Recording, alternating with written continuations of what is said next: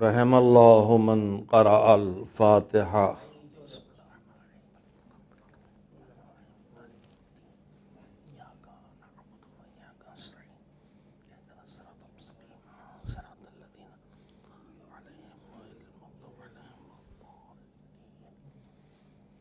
اعوذ باللہ من الشیطان اللعین الرجیم، بسم اللہ الرحمن الرحیم، الحمد للہ رب العالمین، والعاقبۃ للمتقین، والجنۃ للمؤمنین، والنار للملحدین، والصلاة والسلام على سید الانبیاء والمرسلین، سیدنا و نبینا و شفیعنا ابی القاسم محمد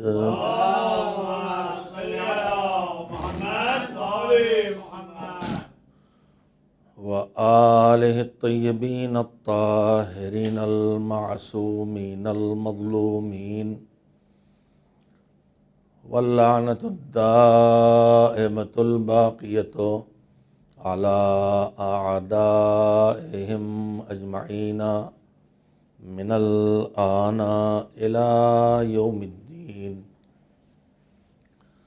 اما بعد، فقال رسول اللہ صلی اللہ علیہ وآلہ وسلم، ان لقتل الحسین حرارۃ فی قلوب المؤمنین لا تبرد ابدا۔ صلوات بھیجیں محمد والے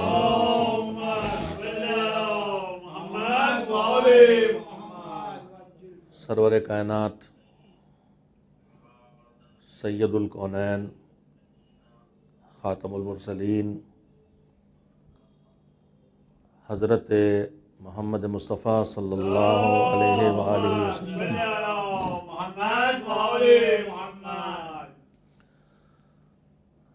کہ ایک ارشاد کو جو کئی سچائیوں پر مشتمل ہے، اور وہ ایک طرح کی خبر ہونے کے ساتھ ساتھ الہی وعدہ بھی ہے کہ حسین کی شہادت اور قتل سے مومنین کے دلوں میں وہ حرارت، وہ گرمی، وہ تپش موجود ہوگی، میں پیدا ہوگی۔ روز کہتا ہوں، لیکن آدمی روز کچھ نہ کچھ سیکھتا ہے۔ میں نے روز یہ ترجمہ کیا، انا لقتل الحسین حرارۃ فی قلوب المؤمنین، حسین کے قتل سے گرمی پیدا ہوگی۔ میرے خیال سے میں نے بے توجہی کی اب تک ترجمے میں، اور میری آواز ٹی وی کے ذریعے پوری دنیا میں جا رہی ہے، اور میری اصلاح کے لیے، اپنی اصلاح کے لیے میں اہل علم سے، اگر ان میں سے کسی کے پاس وقت ہو اور وہ سن رہے ہوں، اور خود اپنے شاگردوں سے بھی یہیں سے کہہ رہا ہوں، اللہ نے مجھے ایک ایسے ادارے سے وابستہ کیا جہاں ماشاءاللہ ایک بڑی تعداد اہل علم کی نئی نسل میں وجود میں آ چکی ہے، سینکڑوں کی تعداد میں ہمارے ہاں فاضل قم میں ہیں، اور الحمدللہ ان کی اکثریت صاحبان علم و عمل کی ہے۔ ہندوستان میں بھی بطور استاد، بطور مبلغ، خدمت گزاران دین کے طور پر کام کر رہے ہیں۔ میں اپنے ان سارے بچوں سے خاص کر کے کہوں گا کہ میں اپنی اصلاح کر رہا ہوں، اگر میں اب غلطی پر ہوں تو میری اصلاح اب کر دیں، اگر میں پہلی غلطی پہ تھا اب اصلاح کر رہا ہوں تو اس کی تائید کر دیں۔ میں نے اب تک ترجمہ یہ کیا ہے کہ ان لقتل الحسین حرارۃ فی قلوب المؤمنین لا تبرد ابدا، حسین کی قتل کے لیے کی وجہ سے مومنین کے دلوں میں حرارت پیدا ہوگی۔ آج میں اس کی اصلاح کر رہا ہوں، اس میں کہیں بھی ایک صلوات بھیجیں محمد وال محمد پر. بھائی پہلے سیٹ کر لیا کرو عزیز. آپ کی الجھن مجھے بھی الجھن کا شکار کر دیتی ہے. ایک اور صلوات بھیجیں محمد وال.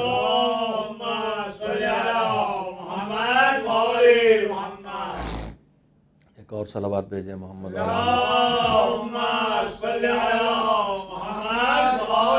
محمد. اس میں پیدا ہوگی یا نہیں مستقبل میں اس حرارت کے پیدا ہونے کی خبر نہیں ہے. انا لقتل الحسین حرارتن، یہ مستقبل کی خبر نہیں ہے، یہ حال کی خبر ہے جو مستقبل تک جانے والا ہے. پیغمبر یہ فرما رہے ہیں کہ حسین کے قتل کی وجہ سے مومنین کے دلوں میں حرارت ہے. اور یہ میں ترجمہ اس لیے کر رہا ہوں کہ یہ تنہا غم حسین ہے کہ جو واقعے کے بعد نہیں منایا گیا ہے، واقعے کے پہلے سے منایا گیا ہے.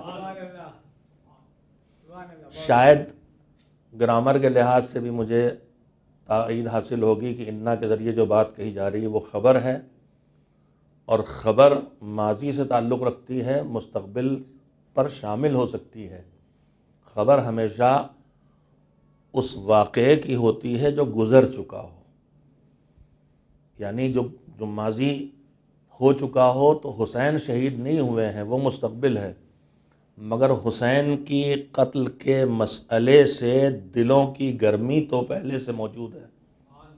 آدم کے دور سے غم حسین منایا جا رہا ہے. اب اس کے بعد پیغمبر خبر دے رہے ہیں کہ لا تبردو ابدا، یہ کبھی ٹھنڈی نہیں ہوگی. ماضی میں بھی غم حسین منایا گیا ہے پیغمبر کی زبان سے، حال میں بھی منایا جا رہا ہے، گرمی اس کی موجود ہے، اور مستقبل میں بھی یہ غم رہے گا. میں نے اس سال آپ حضرات کی خدمت میں گفتگو کو عنوان رکھا ہے کربلا کیا سکھاتی ہے، اور اس سلسلے کے دو پہلو میں روز آپ کی خدمت میں رکھتا ہوں. ایک یہ کہ اللہ نے اس کربلا کو، پورے واقعہ کربلا کو، حادثہ کربلا کو تربیت انسانی کے لیے اس کی مشیت تھی، اس کے وقوع کی مشیت قیامت تک دین کی بقا، دین کی حفاظت اور دین کی زندگی کے لیے تھی. اس کی مشیت سے یہ واقعہ وجود میں آیا. اور اللہ نے جتنا اہتمام کیا ہے کربلا کے لیے، اتنا اہتمام کم دکھائی دیتا ہے. کربلا عزائے حسین، کربلا ماتم، کربلا مجلس، کربلا گریہ، کربلا زیارت، کربلا تبرک، کربلا جلوس، ان سب سے زندہ ہوتی ہے، اور کربلا سے دین زندہ ہوتا ہے. اہتمام عزائے حسین پر میں روز آپ کی خدمت میں کچھ باتیں عرض کر کے پھر یہ کہتا ہوں کہ جس کے لیے اللہ نے اہتمام کیا ہے اس کا ہدف نہ بھولیں ہم.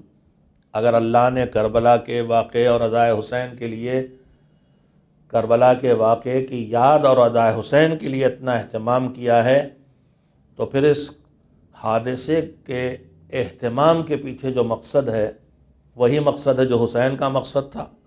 وہ مقصد تھا امت میں بگاڑ کو ٹھیک کرنا، وہ مقصد تھا نیکیوں کو معاشرے میں پھیلانا، وہ مقصد تھا سوسائٹی سے برائیاں کرنے والوں کو ان کے گناہوں سے طاقت لگا کے صحیح روکنا، وہ مقصد تھا ان کے پوتے جعفر صادق علیہ السلام کی زبان میں لِيَنْقِذْهُمْ مِنَ الْجِهَالَةِ وَمِنْ الضَّلَالَ وَمِنْ حَيْرَةِ الضَّلَالَةِ. حسین کی قربانی کا مقصد ان کے پوتے بیان کر رہے ہیں، جو امام وقت ہیں، جو وقت کے حسین ہیں، جو وقت کے محمد ہیں، کہ اے میرے جد، اے میرے حسین، اے میرے مولا. اللہ سے کہہ رہے ہیں کہ پروردگار میں گواہی دیتا ہوں وَبَذَلَ مُحْجَتَهُ فِيك، کہ حسین نے اپنی جان تیری راہ میں دی، تیری راہ میں دی۔ کیوں گا جان دی؟ صرف اس لیے نہیں کہ اس پر گریہ کیا جائے۔ حسین نے جان اس لیے نہیں دی کہ بس رو کے مطمئن ہو لیا جائے۔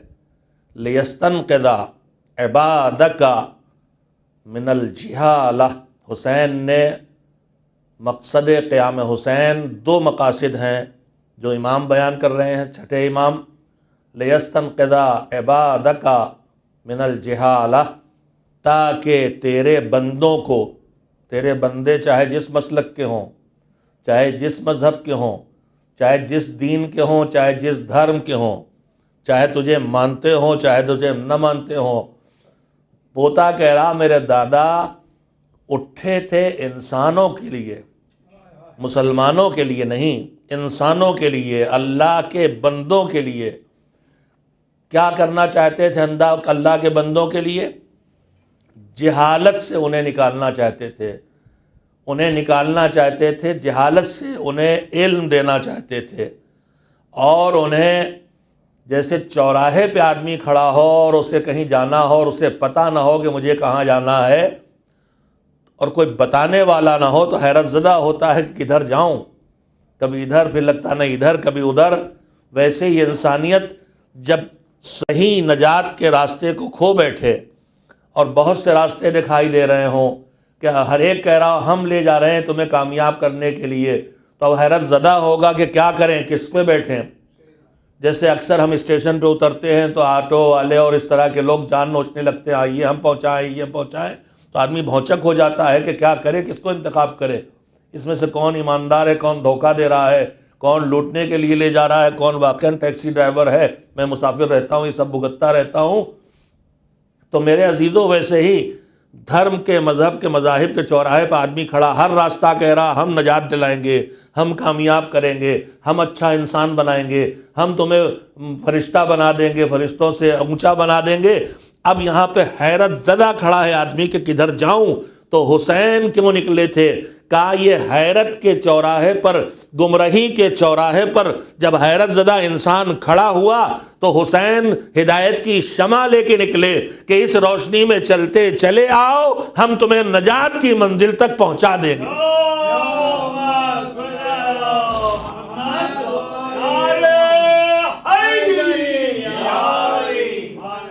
حسین کا جو مقصد تھا کربلا اسی مقصد کے لیے برپا ہوئی، اور کربلا ہمیں وہی سکھاتی ہے۔ میں روز ان باتوں کو دہرا رہا ہوں تاکہ 2 4 10 باتیں خالی الفاظ آپ کے ذہنوں میں رہ جائیں۔ کربلا ہمیں ایمان پہ آنا سکھاتی ہے، کربلا ہمیں شرک سے بچنا سکھاتی ہے، کربلا ہمیں چاہے جتنے ظاہری طاقت انسان سے چھن گئی ہو پھر بھی مقابلہ ظلم میں مضبوط کھڑا ہونا سکھاتی ہے، کربلا ہمیں اسباب و وسائل کے چھن جانے کے بعد بھی اعتماد کرنا، اللہ پر بھروسہ کرنا سکھاتی ہے، کربلا ہمیں ایمانداری سکھاتی ہے، کربلا ہمیں وحدانیت سکھاتی ہے، کربلا ہمیں توحید سکھاتی ہے، کربلا ہمیں جو فیصلہ جس وقت کرنا چاہیے کہ اس وقت میں کیا کروں، لڑوں یا لڑائی روک کے اول وقت نماز پڑھوں، اول وقت جماعت میں حسین کے ساتھ نماز پڑھوں، یا حسین کے آگے کھڑے ہو کے حسین کی حفاظت کروں، یہ سارے سلیقے کربلا سکھاتی ہے۔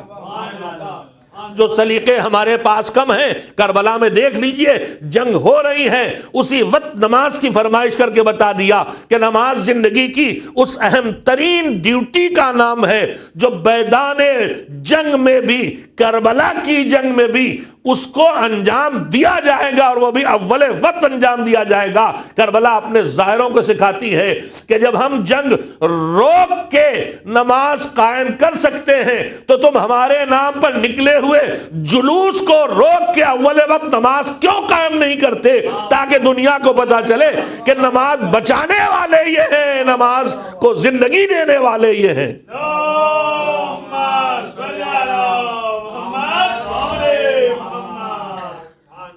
میں نے ایک بات روا روی میں آپ سے کہی، لیکن اب آپ کو روک کے کہنا چاہتا ہوں۔ دیکھیے ہمارے پاس اللہ کا دیا ہوا دین ہے، اس دین پہ ہمیں عمل کرنا ہے۔ ہر وقت ہمارے ذمے کچھ ایسے کام ہوتے ہیں جنہیں ہمیں کرنا ہوتا ہے، لیکن ہر کام کی گنجائش ہوتی ہے۔ ہمیں نماز بھی پڑھنا ہے، ہمیں مجلس بھی پڑھنا ہے، ہمیں مجلس بھی سننا ہے، ہمیں کھانا بھی کھانا ہے، ہمیں سونا بھی ہے، یہ سارے کام ہیں، مگر وقت کے اندر گنجائش ہے، یہ سارے کام ہم کر لیں گے۔ نماز بھی اول وقت پڑھ لی، مجلس میں بھی آ کے شروع سے بیٹھ گئے، کھانا بھی کھا لیں گے وقت پہ، سو بھی جائیں گے، کوئی ٹکراؤ کسی چیز میں نہیں۔ لیکن کبھی کبھی ایسے حالات پیدا ہوتے ہیں جب انسان کے ذمے کئی کام فریضے ایک ساتھ آ جاتے ہیں، اور اب اس کے لیے اس وقت یہ طے کرنا ہوتا ہے کہ اس میں سے میری اس وقت کی ڈیوٹی کیا ہے۔ مذہب میں اس کی بے حساب مثالیں، جو بہت پرانی مثال میں وہی آپ کے سامنے دہراتا ہوں۔ میں نماز پڑھ رہا ہوں مسجد میں، وہیں پرانے مسجدوں میں حوض بنے ہوتے تھے۔ اب چلیے اس پرانی مسجد کی بات چھوڑ دیجیے، ہم نماز پڑھے گئے تھے پکنک میں، عورتیں بچے مرد عورت سب تھے، کسی لیک کے کنارے، کسی جھیل کے کنارے، کسی پاؤنڈ تالاب کے کنارے، کسی ندی کے کنارے۔ نماز وقت ہو گیا، ہم لوگ جماعت قائم کر لی۔ اسی وقت ایک بچہ کھیلتے ہوئے پانی میں چلا گیا، ڈوبنے لگا۔ اب میں تو ہم سب نماز پڑھ رہے ہیں اور بچہ ڈوب رہا۔ نماز توڑنا حرام ہے ایک طرف، بچے کو جان بچانا واجب ہے ایک طرف۔ اب یہ کریں گے تو یہ گیا، یہ اپناتے ہیں تو وہ گیا۔ نماز توڑتے ہیں تو بچہ بچ جائے گا مگر نماز ٹوٹ جائے گی، اور نماز پوری کرتے تو بچہ ڈوب جائے گا۔ یہاں کیا کرنا ہے مجھے؟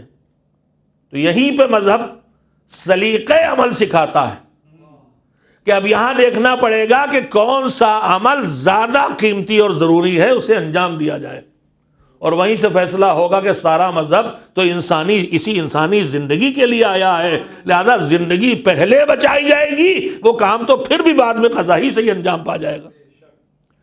تو یہ سلیقہ ہوتا، اور اس سلیقے کے ہمارے پاس ہے کمی، ہمارے پاس اس سلیقے کی ہے کمی۔ میں اس کا ایک نمونہ دے دوں آپ کو۔ واجب نماز، جب ہم نماز روزانہ کی 5 وقتہ نماز پڑھنے کھڑے ہوتے ہیں تو نماز کے اور تمام اعمال خیر میں 2 حصے ہیں، کچھ اس کے واجب حصے ہیں اور کچھ اس کے مستحبات اور آداب ہیں۔ نماز کا واجب حصہ بہت چھوٹا ہے، ایک تکبیر پوری نماز میں واجب، اس کے علاوہ کچھ نہیں۔ نماز میں سجدے میں، رکوع میں بس ایک ذکر واجب ہے، سبحان ربی العظیم و بحمدہ، ایک بار واجب ہے، یا 3 بار سبحان اللہ سبحان اللہ سبحان اللہ کہہ لینا۔ اس کے علاوہ جو کچھ ہم پڑھ رہے ہیں سب مستحب ہے۔ ایسی سجدے میں جتنی تکبیریں جہاں جہاں کہہ رہے ہیں کوئی واجب نہیں ہے۔ جتنے ذکر ہم پوری نماز میں کر رہے ہیں صرف ذکر رکوع، ذکر سجدہ اور تشہد کے علاوہ سمع اللہ بقول اللہ سب مستحبات ہیں۔ تو نماز کا بڑا حصہ مستحبات پہ ہے۔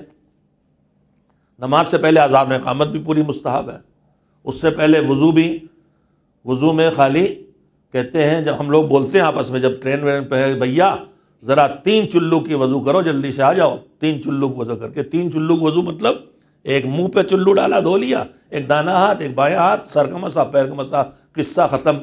اگر مستحبات کرتے تو کتنے چلو ہو جاتے ہیں؟ 9 چلو ہوتے کم سے کم، بلکہ 11 ہو جاتے۔ 2 چلوؤں سے ہاتھ، البتہ ہاتھوں کا چلو سے دھونا شرط نہیں ہے، ہاتھوں کو گٹے تک دھونا ہے۔ اب بھی ہم دیکھتے ہیں لوگ نل میں بھی چلو سے لے کر دھوتے ہیں، وہ چلو کی مجبوری تب تھی جب لوٹے ڈھونگے سے کر رہے تھے۔ شریعت میں چلو نہیں ہے، ناک میں پانی لینا آپ چلو سے لیں چاہے کٹوری سے لیں، اب آپ کو عجیب لگے گا۔ ہاتھ کو دھونا ہے، آپ ڈونگے سے پانی ڈالیں چاہے چلو سے ڈالیں چاہے سیدھے نل کے نیچے کر کے دھو لیں، چلو پورے وضو میں کہیں نہیں ہے۔ پھر وہیں سے بحث شروع ہوتی کہ چہرہ 1 بار دھونا ہے، پھر 2 بار دھونا ہے، پھر 3 مرتبہ باطل ہے۔ تو اب یہ کتنے چلو ہے ہی نہیں ہے، دھونا ہے اصل موضوع۔ 1 بار دھلنا، آپ کا چہرہ جو بڑے وہ ظاہر بڑے صاف ستھرے چہرے ہوتے ہیں، 1 چلو یہ دھل جائے گا، میرا ایسا جنگلی 1 چلو تو یہ اوپر ہی اٹک کے رہ جائے گا جنگل کی شاخوں میں جڑ تک۔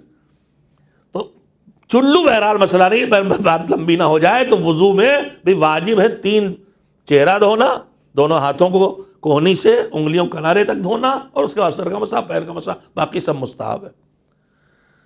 اب یہ مستحبات ان کی انتہائی درجہ تاکید ہے۔ جو صرف واجب نماز بچے ہم نے ایک جگہ بہت پہلے پڑھا تھا، تو ایک ڈاکٹر صاحب آئے، کہنے لگے 2 بچے میرے جوان نہیں تھے، کم سن تھے، نٹ کھٹ ٹائپ، کہنے لگے مولانا کل سے آپ نے ان کو کیا سکھا دیا ہے؟ اب کہہ رہے مولانا نے بتایا واجب نماز مستحب ہے، واقعی ہم تو واجب ہی پڑھ رہے ہیں، گناہ تھوڑی ہو رہا، بتائیے۔ تو ہم نے ان کو بلایا، ہم نے ان سے کہا بیٹا مرغ دیکھا ہے تم نے؟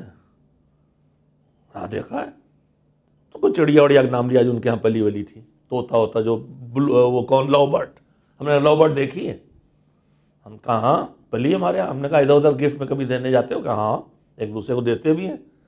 ہم نے کہا یہ لو برڈ ہے، اس کے پر سب نوٹ ڈالو، اس کا اصلی وجود اس کی ہڈیاں، اس کا گوشت ہے، وہ لے جا کے گفٹ میں دو، کسی کو تو لے گا۔ انہوں نے کہا نہیں، یہ تو دیکھنے میں برا لگے گا، نچے ہوئے پروں والی چڑیا لے کے آ گئے، گندی لگے گا، ہاتھ بھی نہیں لگائیں گے۔ تو ہم نے کہا بس یہ نماز بھی بغیر آداب و مستحبات کے وہی نچے پروں والی چڑیا ہے۔ تو میں یہ بتا رہا ہوں، یہ جانکاری بھی واجب ہے ہمارے اوپر، مگر یہ ضرورت کے وقت پر۔ تو مستحب اور واجب سے مشتمل ہمارا پورا نظام ہے۔ ہماری عادت ہو گئی نماز وضو مکمل الحمدللہ انجام دیتے ہیں، نماز کی دعائیں اور تکبیر کی دعائیں اور 7 تکبیریں جو مستحب ہیں اور جو وضو میں دعائیں ہیں، ساری چیزیں کر کے انجام دیتے ہیں۔ اب جو اس کو کر کے انجام دیتے ہیں تو نماز، ہمارا وضو نماز سب مثلا 2 رکعت کے 20 منٹ ہو جائیں گے وضو سے لے کے نماز تک کے۔ اب اگر ہمارے پاس سلیقہ عمل نہیں ہے تو گڑبڑی کیا ہوگی؟ نماز صبح کے لیے اول وقت اٹھتے تھے، اتفاق سے رات میں دیر میں سوئے، اتفاق سے آنکھ کھل گئی ہے اور اب خالی 2-4 منٹ باقی ہیں نماز صبح قضا ہونے میں۔ اب اگر ہم اپنی عادت والا وہی کریں گے جو ہماری عادت ہے، سلیقے کے بغیر، تو وہی لمبا وضو، وہی لمبی نماز، وہی لمبی اذان، وہی لمبی اقامت، تو نتیجہ یہ ہونے والا ہے کہ ہماری نماز شروع ہونے سے پہلے ہی وقت ختم ہو جائے گا خالی وضو اور اذان اقامت میں۔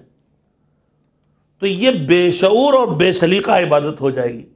سلیقے کی عبادت یہ ہے کہ اس وقت میری ڈیوٹی کیا ہے، اس وقت آپ کی ڈیوٹی نہ اذان ہے نہ اقامت ہے، اس وقت مستحبات کے وسعت وضو بھی نہیں، 3 چلو کو وضو، بلکہ شریعت یہ کہتی ہے اگر وضو میں زیادہ ٹائم لگتا ہے تو تیمم، غسل میں نماز قضا ہو جائے گی تو تیمم، مگر نماز ادا۔ تو یہ سلیقہ عمل بھی مذہب کا ایک حصہ ہے۔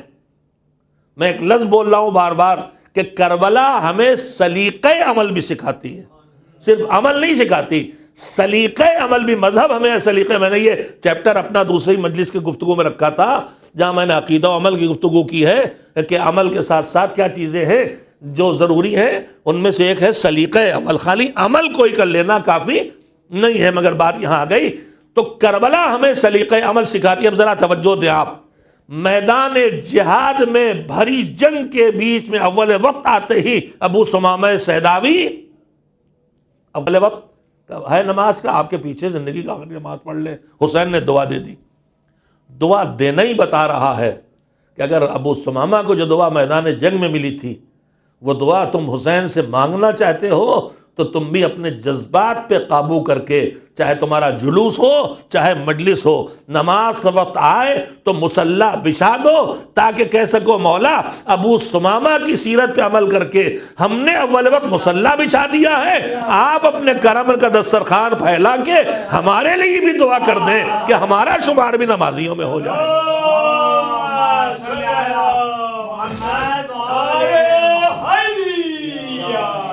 میں یہیں پر بات آ گئی کہنے کی، انشاءاللہ دلوں میں جگہ بنانے کی، تو میں یہ کہنا چاہوں گا، میں نے کہا تھا کہ نعمت کیوں چھنتی ہے جب آدمی نعمت کی ناقدری اور اس کا بے جا استعمال کرتا ہے۔ انہی دونوں مجلسوں میں بات کر رہا ہوں اور اسلام مقصد ہے، لہذا جہاں جو بات آ جاتی ہے وہ وہاں پہ کہہ دیتا ہوں۔ میرے عزیزو، اب ہم جو دوبارہ انشاءاللہ آزاداری کو آزادی ملے گی، یہ بیماری بہت دن تو نہیں چلے گی، دنیا اس طرح بند تو نہیں رہے گی، کھلنا اس کو ملے گی آزادی انشاءاللہ۔ مگر جب یہ آزادی ملے گی تو ہم نظر ثانی کریں اپنے ماضی پر پورا کہ اب تک کیا کرتے آئے تھے، خدا نہ کرے اس میں کچھ ایسا تو نہیں تھا جو ہماری طرف سے آزادی کی نعمت کا بے جا استعمال تھا، تو اس سے ہم اپنے آپ کو یا جو اور بہتر کر سکتے ہیں وہ اور بہتر کر لیں۔ میں اس سلسلے میں تمام انجمنوں سے، تمام اداروں سے، تمام امام بارگاہوں سے، تمام میزبانوں سے 2-3 باتیں کہنے کی جرأت منبر پہ کر رہا ہوں، اس امید کے ساتھ کہ اگر سچ اور حق عرض کر رہا ہوں اور مزاج مذہب کے تقاضوں کو آپ کی خدمت میں دوہرا رہا ہوں تو یہ وہی کام ہے جو قرآن نے ہم سب کے ذمے رکھا ہے۔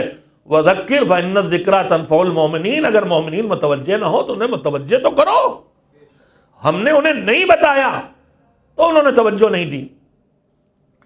اب جو ہم جلوس نکالیں اور پوری دنیا میں یہ دیکھنے کو مل رہا ہے، اس میں چند چیزوں کو پھر سے توجہ دے کے کریں۔ ان میں سے ایک چیز جو ہمارے ساتھ مذہب کی بدنامی کا سبب بنا ہوا، ایک زمانے میں حج میں بھی یہ بدنامی آئی تھی۔ حج میں چونکہ امام جماعت وہ ہوتا ہے کہ جو اہل بیت علیہ السلام کا ماننے والا نہیں ہوتا۔ کبھی کبھی تو ایسے ہوتے تھے جن سے کچھ اہل بیت سے دشمنی کی بو بھی آتی تھی، تو پھر محبان اہل بیت ان کے پیچھے راضی نہیں ہوتے تھے نماز پڑھنے پہ، اور نتیجہ یہ ہوتا جب اذان ہو تو ایک بڑی تعداد قوم کی مسجد سے، مسجد الحرام سے نکل کے کمروں کی طرف، ہوٹلوں کی طرف جاتی تھی، ان کے پیچھے نہیں پڑھیں گے۔ ہمارے فقہا اس کو، یہ نماز چھوڑ کے جانا نہیں تھا، یہ ان کے پیچھے ہمارے ہاں شرط ہے کہ عادل بھی ہونا چاہیے اس کو۔ اہل بیت علیہ السلام کی دشمنی اور کینہ اس کے دلوں میں نہیں ہونا چاہیے۔ لیکن کہا جانے لگا کہ یہ قوم نماز نہیں پڑھتی، اس پہ بدنام کیا جانے لگا۔ ان کے پیچھے کھڑے ہونے سے گریز تھا، نماز سے گریز نہیں تھا، اور پوری دنیا دیکھتی ہے کہ وہیں حرم میں نماز پڑھتے ہیں، لیکن بدنام کیا جانے لگا۔ تو ہمارے فقہاء نے حکم دیا کہ نہیں، جیسا بھی ہے اتحاد کے لیے، عالم اسلام کے انتشار کو ختم کرنے کے لیے، مذہب کو بدنامی سے بچانے کے لیے لازم ہے کہ تم ان کے پیچھے نماز پڑھو، اور وہی نماز کافی ہے، دہرانے کی ضرورت نہیں ہے۔ میرے عزیزو، اس وقت ہمارا دشمن ہمارے پیچھے لگا ہے عزاداری کو بدنام کرنے کی کوششوں میں، ہم بے توجہی کا شکار ہیں۔ ان میں سے ایک بات یہی کہی جاتی ہے ان کے یہاں نماز کی اہمیت نہیں، نماز نہیں پڑھتے لوگ۔ میں نے چند دنوں پہلے بھی کہا تھا کہ بچپن سے دیکھ رہا ہوں، نہ جانے کیا لاپرواہی آ گئی ہے۔ ہمارے گھروں میں جو خواتین کی مجلس ہوتی ہے وہ عین وقت نماز مغرب ماتم ہونے لگتا ہے، اذان کے وقت۔ میں اپنی بہنوں سے، بیٹیوں سے کہوں گا جمع ہو مگر پہلے نماز پڑھ لو پھر ماتم کرو۔ اسی طرح سے ہمارے جلوس جو نکلتے ہیں، اگر وقت نماز آ جائے تو ہمارا جلوس جاری رہتا ہے۔ پھر وہی بات کہی جاتی ہے کہ یہ تو نماز والے لوگ ہی نہیں ہیں، حالانکہ ہماری مسجدوں میں سال بھر نماز ہوتی ہے، جماعت ہوتی، سب کچھ ہوتا ہے۔ لیکن یہ بات سامنے آتی ہے تو جب مذہب میرے کسی عمل سے بدنام ہونے لگے تو میرے اوپر واجب ہے کہ میں اپنے مذہب کی اس بدنامی کو اپنے عمل سے جو بدنام ہو رہا ہے بچاؤں۔ اور اس کے علاوہ یہ کربلا اسی نماز کے لیے، اسی دین کے لیے، اسی مذہب کے برپا کرنے کے لیے۔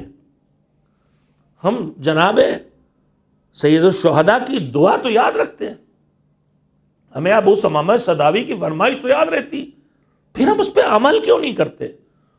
تو میں گزارش کروں گا، بہت سی دنیا میں اصلاح ہوئی اور اس کے بعد نہ جانے کتنی غلط فہمیاں ہمارے مذہب سے دور ہوئیں، اور کتنے لوگ جو دور چلے گئے تھے ان غلط فہمیوں کی وجہ سے نزدیک آئے، اور پھر وہ اسی لشکر میں شامل ہو گئے جو نماز بھی پڑھ رہا ہے اور عزاداری بھی کر رہا ہے۔ ہم جہاں سارے انتظام کرتے ہیں 2-3 انتظاموں کے بڑھانے کی ضرورت ہے۔ ایک بات جگہوں پہ دیکھنے کو ملتا ہے، کتنا ہی ہمیں گورنمنٹ سے پرمیشن مل جائے ہم کبھی پورا راستہ بند نہ کریں۔ گورنمنٹ سے لاکھ پرمیشن مل جائے، ہماری طرف سے کٹسی ہونا چاہیے، ہماری طرف سے اخلاق ہونا چاہیے جو اسلام نے ہمیں سکھایا ہے کہ آنے جانے والوں کا راستہ مت بند کرو۔ نماز کے احکام میں صاف لکھا ہے کہ وہاں نماز پڑھنا ناجائز ہے جہاں میرے نماز پڑھنے سے آنے جانے کا راستہ رکے۔ تو کیا عزاداری کوئی چھوٹی عبادت ہے نماز سے؟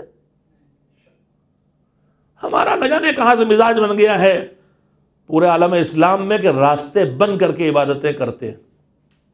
مجھے معلوم ہے میری ان باتوں کو نہ جانے کیا کیا رنگ دیا جائے گا، اور نہ جانے کیا کہا جائے گا ان کو کہاں سے پیسے ملے اور کس پارٹی نے پیسے دیے اور کس حکومت نے پیسے دیے، مگر اللہ میرا شاہد ہے، لہذا میں بدنامیوں سے نہیں ڈرتا، اور وہ انشاءاللہ بدنامیوں سے بچانے والا ہے۔ میرے عزیزو، کسی طرح بھی اللہ راضی نہیں ہے کہ ہم دوسرے کو ڈسٹرب کر کے اپنا کوئی کام انجام دیں، یہ ہمارے مذہب کا خلاصہ ہے۔ لہذا ہم رسیاں لے کے چلیں، ہمارے انجمنوں میں والنٹیئرز ہوں جو رسیاں باندھ کے راستہ بنائیں، اور ایک چھوٹا سے راستہ پوری دنیا میں اب ہو رہا ہے، ہم بھی کریں گے، لیکن ہم پیچھے پیچھے چلتے ہیں۔ یورپ امریکہ کے باشعور مومنین نے یہ سارے کام اپنا لیے ہیں، مگر ہم 10 سال پیچھے چلتے ہیں، 10 سال پیچھے آپ کا چلیں، اس سے اچھا ہے آج سے اپنا لیں۔ آپ پر 1 سال پابندی لگی ہے، اب آنکھیں کھول کے چلیں، اگلے سال جب جلوس نکلے تو دنیا کہے یہ تو بدلے ہوئے لوگ ہیں، یہ تو ایمبولینس کو جگہ دے رہے ہیں، یہ تو راہ چلتے ہوئے لوگوں کو پانی پلا رہے ہیں، یہ تو راستہ بنا بنا کے عزاداروں کے درمیان سے گزار رہے ہیں۔ ورنہ ہم میں اور ان میں کیا فرق رہ جائے گا جو اپنے پیسے اور دولت کے زوم میں باراتیں لے کے نکلتے ہیں اور اس کے بعد پورے راستے بند کر دیتے ہیں، اور کوئی گزرے تو گالم گلوچ کرنے لگتے ہیں۔ ہم میں ان میں فرق تبھی تو سامنے آئے گا جب کوئی آنے لگے تو ہم کہیں اپنے والے کو کنارے کر کے کہیں انہیں جانے دیجئے۔ ایک یہ انتظام، دوسرا انتظام یہ ہونا چاہیے کہ ہم کرتے بھی ہیں، جیسے سبیلے لگاتے ہیں ویسے جلوس کے راستوں میں جگہ جگہ لمبے جلوس ہوتے ہیں اور انتظام ہوتا ہے، مجھے پتا ہے، لیکن اس پر سب مل کے توجہ دیں۔ جگہ جگہ ہمیں ایسے ٹھکانے بنانا چاہیے جہاں آدمی اپنے ضرورتوں کو پورا کر سکے، باتھ روم جا سکے، وضو کر سکے، اور پھر جہاں وقت نماز آئے وہاں مصلی بچھا کے۔ بمبئی میں ایک جلوس میں کم سے کم میرے اطلاع میں ہے کہ یہ عمل الحمدللہ ہو رہا ہے، لیکن ہم کوشش کریں کہ پوری دنیا میں ہم جہاں جلوس نکال رہے ہیں اول وقت نماز قائم کریں، تاکہ ابو ثمامہ سوداوی کو جو دعا ملی تھی سید امام حسین سے، اس دعا کے حقدار ہم بھی بن جائیں۔ ایک صلوات بھیجیں محمد و آل محمد۔ میں نے ذرا سلیقہ عمل سکھاتا ہے کربلا، پوری سکھاتی ہے کربلا، پوری زندگی میں ہمارے سلیقہ عمل کی کا قائل ہے ہمارا مذہب۔ ہم سے، ہمارے دین سے زیادہ کون سلیقہ سکھاتا ہے؟ آپ غور کریں، کھانا کھانے میں بیٹھو کیسے، کھاؤ کیسے، چباؤ کتنا، لقمہ کتنا بڑا توڑو، ہاتھ سے کون سے استعمال کرو، نگاہیں کہاں رکھو، اس حد تک باریکیاں ہیں ہمارے مذہب میں۔ تو پھر ایک سلیقہ عمل ہے، اور یہ فیصلہ کرنا کہ اس وقت مجھے کیا کرنا چاہیے۔ کربلا میں ابو ثمامہ اول وقت نماز کی فرمائش کرتے ہیں، امام حسین دعا دے کے بتاتے ہیں کہ یہ جو فرمائش ہے ابو ثمامہ کی، یہ پسندیدہ حسین ہے۔ لیکن جب نماز قائم ہوتی ہے تو اب دوسرا حکم مذہب آ جاتا ہے، اور وہ حکم مذہب میں اس طرف لانا چاہتا تھا آپ حضرات کو۔ دوسرا حکم مذہب یہ آتا ہے، یہ کہلاتی ہے فقہ کی زبان میں نماز خوف، یعنی جب جنگ گھمسان کی جنگ چل رہی ہے تو اس میں بھی جب نماز آئے گی تو فوج کو نماز پڑھنا ہے، لیکن اگر پوری فوج نماز پڑھنے لگے گی تو دشمن نیست و نابود کر دے گا، لہذا وہاں حکم دیا گیا کہ فوج کو بانٹا جائے، کچھ لوگ نماز پڑھیں اور کچھ دشمن کا مقابلہ کریں، اور ان نمازیوں کی دشمن سے حفاظت کریں۔ اور اس میں بھی نماز پڑھنے والوں کے لیے بھی شرط رکھی گئی کہ اسلحے کے ساتھ نماز پڑھیں۔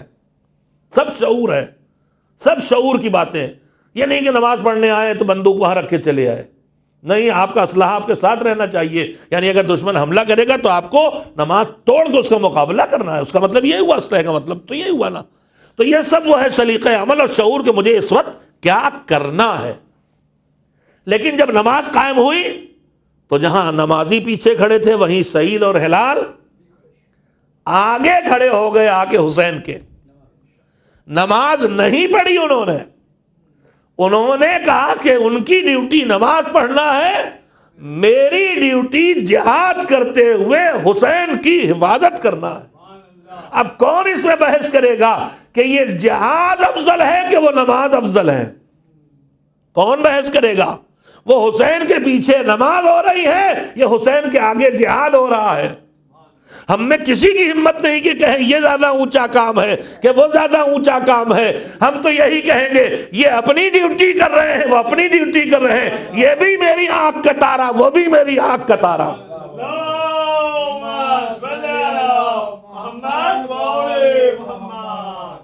بعض روایات کے مطابق یہی وہ لمحات تھے کہ جب دشمن نے کچھ آ کے ایسی بےہودہ باتیں کی تھی کہ جناب حبیب ابن مظاہر نے کہا مولا مجھے لڑنے دیجئے، اور حسین نے اجازت دی۔ اسے دلیل بنایا جاتا ہے کہ نماز چھوڑ دی حبیب نے، مگر ہم نہیں جانتے حبیب نے نماز نہیں پڑھی، اپنی ڈیوٹی کی ہے۔ اور حسین نے ان کو فقیہ کہا تھا، بر وقت فیصلہ لینا کہ اس وقت میری ڈیوٹی کیا ہے۔ لڑنے والے کی ڈیوٹی لڑنے کی ہے، اور نماز باقی کی نماز کی ڈیوٹی ہے۔ حسین کے زیر نگرانی اور زیر سرپرستی یہ سارے فیصلے ہو رہے ہیں۔ وہ جا کے میدان میں لڑیں گے، وہاں روکیں گے، یہ حسین کے سامنے کھڑے ہوں گے، یہاں تیروں کو روکیں گے، یہ نماز پڑھیں گے۔ یہ سب اپنے اپنے فریضوں کو انجام دے رہے تھے، نہ ان میں کوئی یہ کہا جائے گا یہ اونچا ہے، نہ کہا جائے گا یہ نیچا ہے، یہ بھی افضل ہے، یہ بھی افضل ہے۔ بھئی یہ بحث ختم کر دو کہ عزاداری افضل ہے کہ نماز افضل ہے۔ یوں کہو کہ عزاداری بھی افضل ہے، نماز بھی افضل ہے۔ نماز افضل ہے اس لیے کہ عزاداری اس کو بچانے آئی ہے، اور عزاداری افضل ہے اس لیے کہ نماز کو بچاتی ہے۔ صلوات بھیجے محمد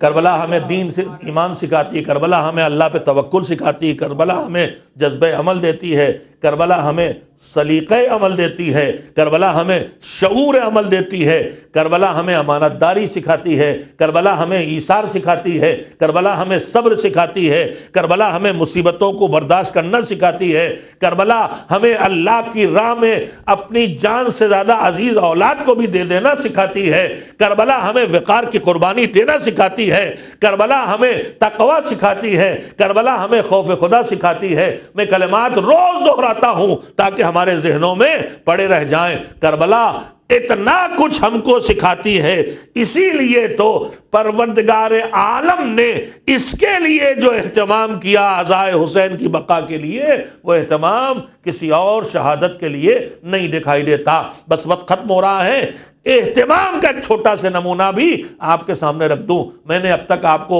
جو باتیں سنائی اہتمام الہی کی، ان اہتمامات میں نے سنایا کہ عام طور پر حادثہ ہونے کے بعد غم منایا جاتا ہے، مگر کربلا اس حادثے کا نام ہے جہاں حادثہ ہونے سے پہلے سے اس حادثے کی یاد منائی گئی۔ میں نے آپ کو سنایا کہ عام طور پر ہم خود اپنی ہی زندگی کے غموں کو، اولاد اور ماں باپ کے غم کو بھی بھول جاتے ہیں، اور دادا پردادا کا غم تو کسی کو یاد نہیں رہتا، مگر اللہ نے اس فطرت کو بھی بدلا ہے کہ 14 صدیاں گزر گئیں مگر غم حسین کی حرارت کم نہیں ہوتی۔ میں نے آپ کی خدمت میں عرض کیا کہ عزاداری کا حکم، جتنا اہتمام اللہ کی طرف سے عزاداری کا اور ائمہ طاہرین کا اور معصومین کا سب کا ہوا ہے، حسین کی عزاداری کا ایسا اہتمام کسی کے لیے نہیں ہوا۔ انہی اہتمامات میں سے اللہ نے یاد حسین کو ہماری عرض کیا کہ یاد حسین کو ہماری زندگی سے جوڑا۔ کہیں کوئی غریب الوطن مرے تو حسین نے کہا مجھے یاد کرو، پیاس لگے پانی پیو تو مجھے یاد کرو۔ ہم کو سکھا دیا گیا کہ جب پانی پیو تو 2 کام کرو، ایک پیاسے حسین پر نزول رحمت کی دعا، اور دوسرے حسین کو پیاسا رکھنے والے، ظلم کرنے والے اور قاتلوں پر اللہ کی لعنت، یعنی اللہ کی رحمتیں ان سے دور تر چلی جائیں اور اللہ کا غضب ان کے شامل حال ہو جائے، اس کی دعا کرو۔ لعنت خالی 2 لفظوں کا دہرانا نہیں، میں بار بار ان لفظوں کی تشریح کرتا ہوں۔ ہمارے ہاں جو بہت لفظ بدنام ہو گئے ہیں ان میں ایک لفظ لعنت بھی ہے۔ لعنت کا مطلب ہے اللہ کے مالک اس پر اپنی رحمت کو اس سے دور کر اور اپنے غضب کا رخ اس کی طرف کر دے۔ صلوات کا الٹا ہے، صلوات کا مطلب ہے اپنی رحمت اس کے اوپر نازل کر دے، لعنت صلوات کا الٹا ہے، سلب رحمت کر دے اور غضب کا رخ اس کی طرف کر دے۔ یہ کوئی گالی نہیں ہے، یہ بھی دعا ہے، مگر دعا وہ ہے جسے بد دعا ہم کہتے ہیں۔ یہ دعا ہی کا ایک حصہ ہے مگر یہ بد دعا ہے۔ ایک صلوات بھیجیں محمد۔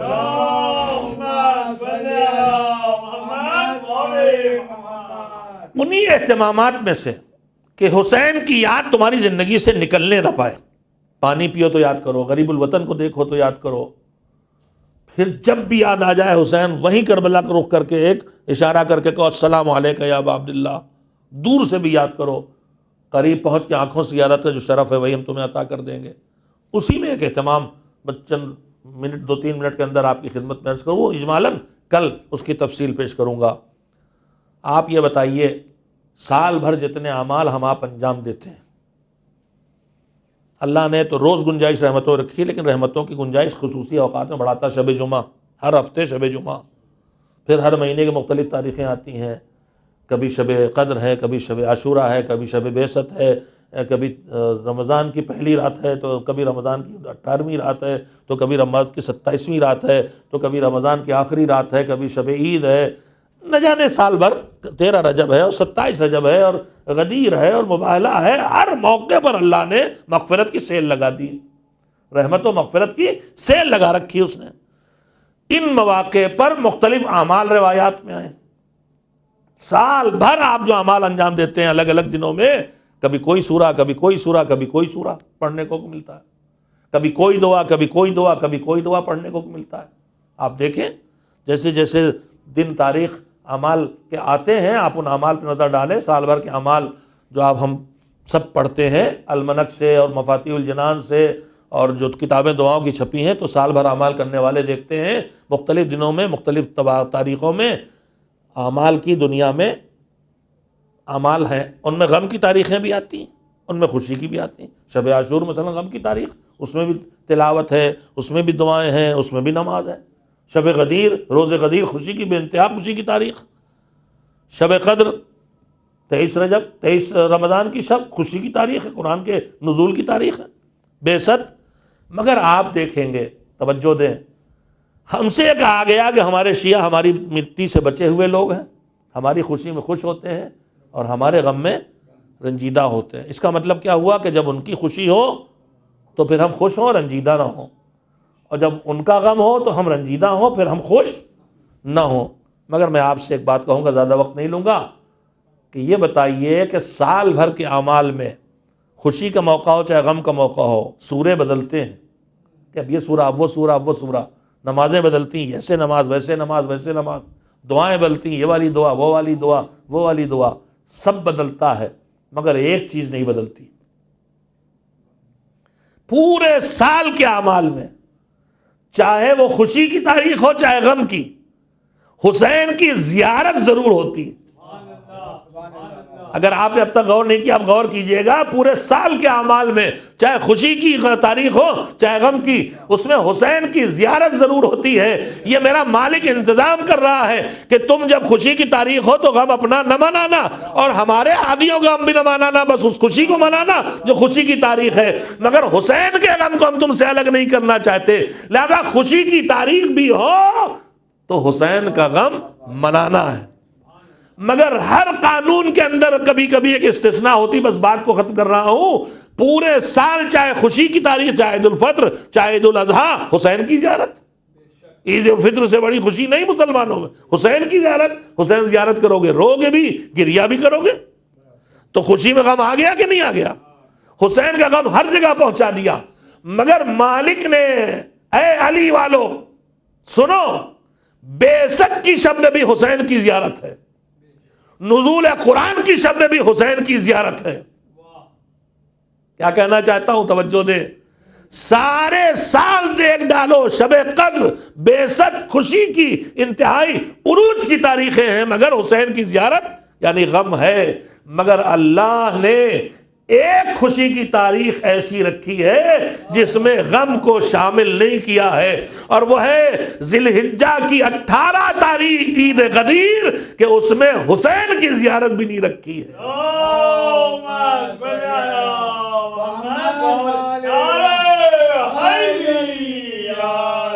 بس عزیزو، حسین کے غم کو اللہ نے ہماری زندگی سے جوڑا ہے، لہذا ہم حسین کا غم اپنی زندگی سے جوڑ کے اپنے کلیجے سے لگائے بیٹھے ہیں.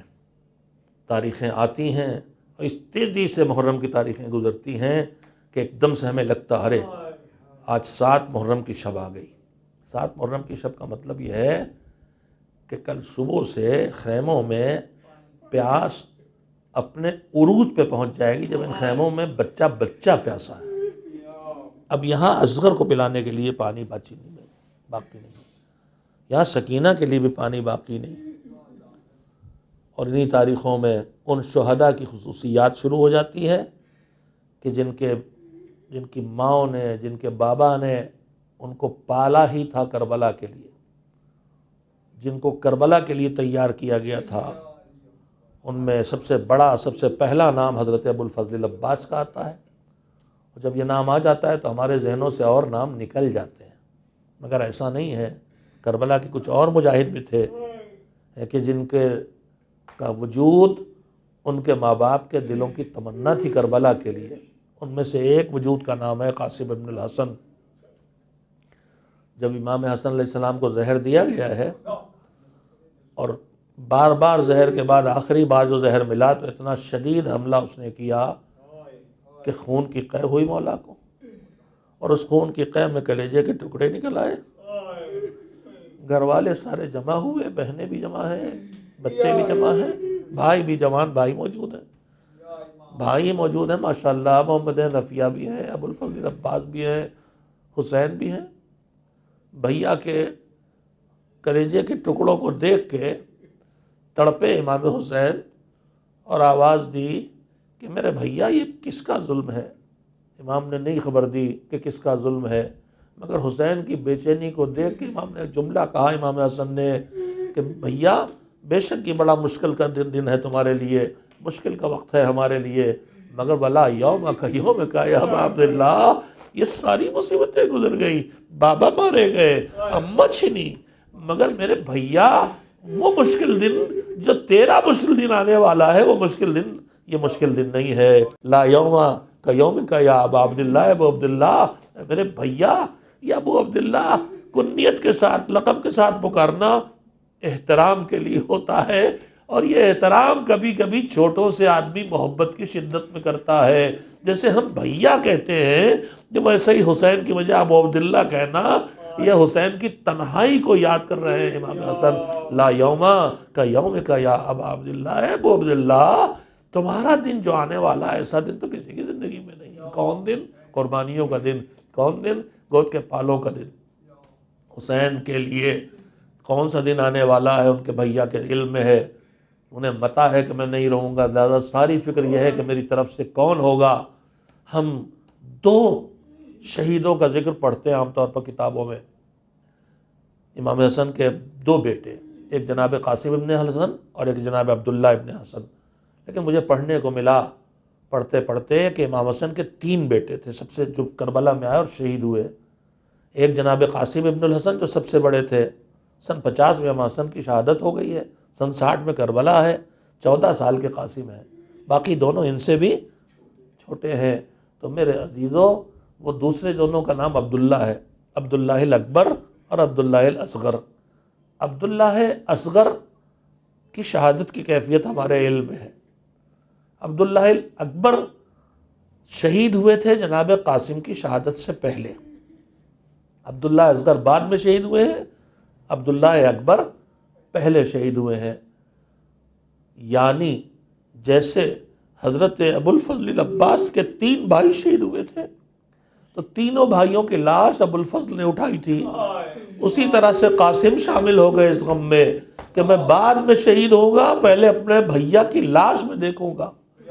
امام حسن کے فرزند قاسم سے چھوٹے ہیں، وہ شہید ہوئے، اس کے بعد جناب قاسم شہید ہوئے ہیں، اور پھر عبداللہ اصغر شہید ہوئے ہیں۔ میں انشاءاللہ 2 مجلسیں، دونوں شہادتیں ان میں پڑھوں گا، مگر اس وقت میں یہ عرض کرنا چاہتا ہوں کہ کوفے کے ٹمٹماتی ہوئی چراغ کی روشنی میں جب دنیا سے امام حسن مجتبیٰ جا رہے تھے اور حسین کی بے چینی کو دیکھ رہے تھے، تو ان کے دماغ میں ایک بے چینی تھی کہ میرا بیٹا، میرا بچہ کربلا میں میری طرف سے میری نیابت کرے، میرا بھیا کربلا میں اکیلا نہ رہے، اور اس طرح نمائندہ بنا کے انہوں نے حسن کو معین کیا تھا۔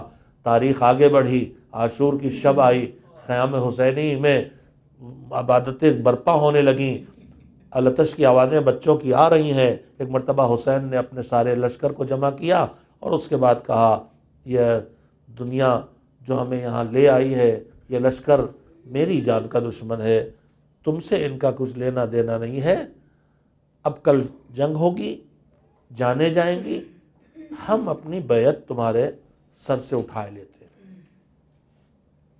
کوئی نہیں ہٹا، پورا واقعہ آپ کے سامنے ہے، چراغ تک بجھا دیے، میرے کنبے والوں کو لے کے چلے جاؤ، تمہیں حیا آتی ہے تو روشنی گل کیے دیتا ہوں، میری نگاہ نہیں پڑے گی کون جا رہا ہے، ایسے اچھا نہیں لگتا تو میرے کنبے کی کسی فرد کا انگلی پکڑ کے لے جاؤ، تاکہ جب کوئی پوچھے کہ تم چھوڑ کے چلے آئے تو کہہ سکو ہم چھوڑ کے نہیں آئے، حسین کے اس بچے کو بچانے کے لیے آئے ہیں، حسین کے اہل حرم کو لے کے آئے ہیں۔ مگر جب کوئی جانے پہ تیار نہ ہوا تو پھر فیصلہ سنا دیا کہ جنگ ہوگی اور شہادتیں ہوں گی، اور اس کے بعد کون کون شہید ہوگا فہرست سنانا شروع کی۔ ایک ایک نام حسین نے سنایا، انصار کے نام آئے، آوان کے نام آئے، اور اس کے بعد بنی ہاشم کے نام آنا شروع ہو گئے۔ عباس شہید ہوں گے، عباس کے بھائی شہید ہوں گے، اون محمد شہید ہوں گے، مسلم کے لال شہید ہوں گے، اکبر شہید ہوں گے، ساری فہرست سناتے رہے۔ مگر بار بار جب نیا نام آنے لگتا ہے تو ایک 13-14 سال کا بچہ نوجوان کھڑا ہے وہیں انتظار میں کہ میرا نام آئے۔ جب دیر تک نام نہ آیا بے چینی بڑھتی رہی، ہر نام پہ دل دھڑکتا ہے، اب کی چچا میرا نام لیں گے، اب کی چچا میرا نام لیں گے۔ مگر جب 18 بنی ہاشم کی فہرست ختم ہونے لگی اور نام نہیں آیا تو ایک مرتبہ حسین کی خاموشی پہ تڑپ کے قاسم نے کہا، چچا آپ نے سارے نام گنا دیے اور شہداء کی فہرست میں میرا نام نہیں ہے، کیا میں بدنصیب ہوں، مجھے شہادت نصیب نہیں ہوگی؟ حسین نے سیدھا جواب نہیں دیا، کہا بیٹا یہ بتا موت ہے کیسی؟ کہا بابا یہ چچا یہ پوچھتے ہو تو سنو، شہد سے میٹھی مزیدار چیز کوئی دنیا میں نہیں، اور شہد سے زیادہ میٹھی چیز میرے لیے موت ہے۔ یہ اعلان کرنے کے بعد حسین نے کہا بیٹا تو ہی نہیں شہید ہوگا، تیرے 6 مہینے کے بھیا اصغر کا نام بھی فہرست شہداء میں ہے۔ اپنا نام سن کے قاسم مطمئن ہوئے تھے، اصغر کا نام سن کے تڑپے، چچا یہ کیا کہا؟ ارے میں تو گھوڑے پہ بیٹھ کے سج کے تلوار لے کے جا کے لڑوں گا، شہید ہوں گا، مگر میرا بھیا تو 6 مہینے کا ماما کی گود میں ہے، ارے کیسے مرے گا، کیسے شہید ہوگا؟ چچا ارے کیا ظالم خیموں میں آ کے میرے بھیا کو شہید کریں گے؟ حسین نے دیکھا اس جوان کے دل میں اتنی قوت نہیں ہے، کہا نہیں بیٹا اصغر کو تو میں میدان میں لے کے جاؤں گا، وہاں شہید ہوں گے۔ حسین نے نہ بتایا کہ اصغر تو وہاں شہید ہوں گے مگر کربلا کے میدان میں خیمے لٹیں گے۔ اجرکم اللہ۔ قاسم مطمئن ہو گئے، قاسم مطمئن ہو گئے، مگر اب ہوا کیا ہے؟ اب ہوا یہ ہے کہ صبح سے جب سے اجازت مل رہی ہے میدان جنگ میں جانے کی تو ہر بار قاسم آتے ہیں کہ چچا مجھے جانے کا موقع ملے، اور ہر بار حسین کہتے تم تو میرے بھیا کی نشانی ہو، تمہیں کیسے جانے دوں؟ صبح سے شام دوپہر ہو رہی ہے، حبیب کا لاش آ گئی، مسلم کی لاش آ گئی، قاسم امید لگائے بیٹھے ہیں جب انصار شہید ہو جائیں گے مجھے لڑنے کو مل جائے گا، مگر مسلم کے بچوں کے جنازے آ گئے اور محمد کی لاشیں آ گئی۔ ارے اب وہ نوبت ہے کہ یا چچا عباس لڑنے جائیں یا اکبر لڑنے جائیں، اور جب پوچھتے ہیں حسین کہہ دیتے ہیں تم تو میرے بھیا کی نشانی ہو۔ بس ایک مرتبہ جا کے گوشے میں بیٹھ گئے، ماں نے دیکھا میرا بچہ مایوس بیٹھا ہے، کہا کیا ہوا بیٹا؟ کہا اماں بدنصیبی ساتھ نہیں چھوڑتی، 3 سال کی عمر میں بابا دنیا سے چلے گئے، یتیم چھوڑ گئے، چچا نے گود میں لے کے پال لیا، مگر شہادت کی امید لگائے کربلا آیا، ہر ایک کو شرف شہادت مل رہا ہے، میں محروم شہادت ہوں۔ ارے ایک مرتبہ ام فرما نے کہا بیٹا جب تمہارے بابا دنیا سے جا رہے تھے تو ایک تحریر دے کے کہا تھا قاسم کے بازو پہ باندھنا اور اس سے کہنا جب اس پہ مشکل وقت آئے تو اس وقت اس تحریر کو کھول کے دیکھ لے۔ قاسم نے کہا اماں شکریہ، اس سے بڑا مشکل وقت کیا آئے گا؟ کیا آئے گا کہ دنیا کو شرف شہادت ملے، میں محروم شہادت ہوں۔ بس جلدی سے بازو کھولا، اس میں لکھا تھا اے بھائی تیرے اوپر تیرے بھائی کا سلام، میں کربلا میں نہیں ہوں گا، میری طرف سے یہ قربانی قبول کر لینا۔ قاسم دوڑ کے گئے، ہاتھ جوڑ کے نگاہوں کے سامنے امام کے کھڑے ہو گئے، مگر امام نے جان بوجھ کے نظریں چار نہ کی، پھر یہ کہے گا مجھے جانے دو۔ جدھر امام نے نگاہیں کی ادھر قاسم گئے، اب جب نہیں دیکھا امام نے تو امام کے ہاتھوں کو چومنا شروع کیا، کبھی دامن کو چوما، کبھی ہاتھوں کو چوما۔ چچا حسین پھر بھی متوجہ نہ ہوئے، قلبوں میں سر کے قدم چومے، چچا چچا اٹھا کے لے جلیا بیٹا کہیے لو بابا کی تحریر، مجھے میدان میں جانے کی اجازت دو۔ بے کس حسین اب کیسے روکے، کلیجے سے بھتیجے کو لگایا، دونوں اتنا روئے کہ دس کھا کے گر پڑے۔ زینب آ گئی، حسین کا سر اٹھا کے گود میں رکھا، آنسو گرے، بھیا اب یہ قربانی بھی بارگاہ خدا میں پیش کر دو، قاسم کو مقتل میں جانے دو۔ وَسَيَعْلَمُ الَّذِينَ ظَلَمُوا أَيَّ مُنْقَلَبٍ يَنْقَلِبُونَ۔ أَلَا لَعْنَةُ اللَّهِ عَلَى الْقَوْمِ الظَّالِمِينَ۔